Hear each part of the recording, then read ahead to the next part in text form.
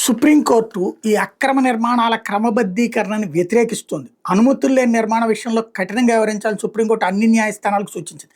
అక్రమ కట్టాలకు చట్టపరంగా రెగ్యులరైజ్ చేసే అవకాశం కల్పించొద్దని చెప్పింది. కలకత్తా హైకోర్టు ఇచ్చిన ఆదేశాలను సమర్థిస్తూ బుధవారం justice J B Pardiwala, justice R మహదేవన్లతో ధర్మాసనం అక్రమ కట్టాల విషయంలో కీలక వ్యాఖ్యలు చేసింది.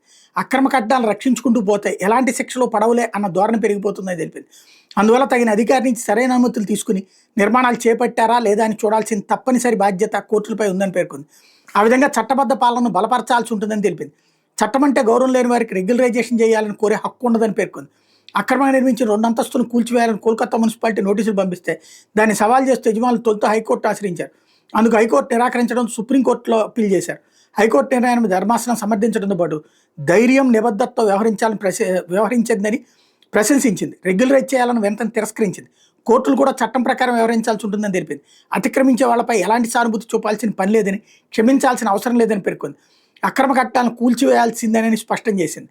ధర్మాసనాలు ఇస్తున్న పొంతనలేని పరస్పర విరుద్ధ తీర్పులు న్యాయ వ్యవస్థ పట్ల ప్రజల నమ్మకాన్ని దెబ్బతీస్తానని సందర్భంగా సుప్రీంకోర్టు వ్యాఖ్యానించింది. వేరే ఇష్యూలో వాటి తీరుతో జోదర క్రీడల వ్యాజ్యం తయారైందని ఆందోళన వ్యక్తం చేసింది.